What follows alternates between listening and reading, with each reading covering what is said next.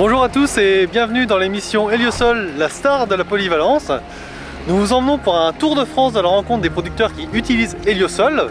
Aujourd'hui, nous sommes chez Clément, il est céréalier. Allons à sa rencontre.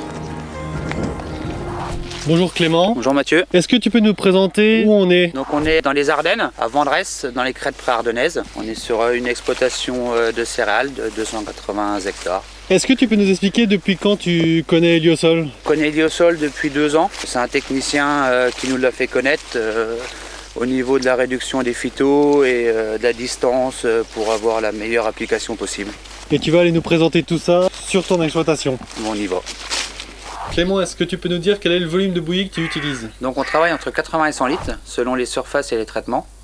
Et on cherchait un adjuvant pour diminuer les doses de produits, surtout au niveau de l'éco-phyto.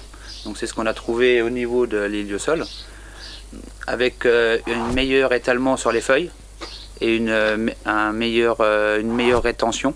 Quels sont les autres effets que tu cherchais avec cet adjuvant? Et on cherchait aussi surtout un effet pulvérisation, du fait qu'on fait beaucoup de routes, donc on travaille déjà en bus anti-dérive. Au niveau de la météo, c'est pas toujours évident avec les kilomètres de ne pas avoir de vent, donc on voulait vraiment avoir une qualité d'épandage sensationnelle qu'on a trouvé avec Héliosol.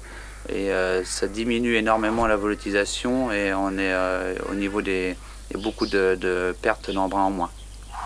Clément, est-ce que tu peux nous expliquer en quoi Héliosol t'a aidé pour ta cadence de traitement?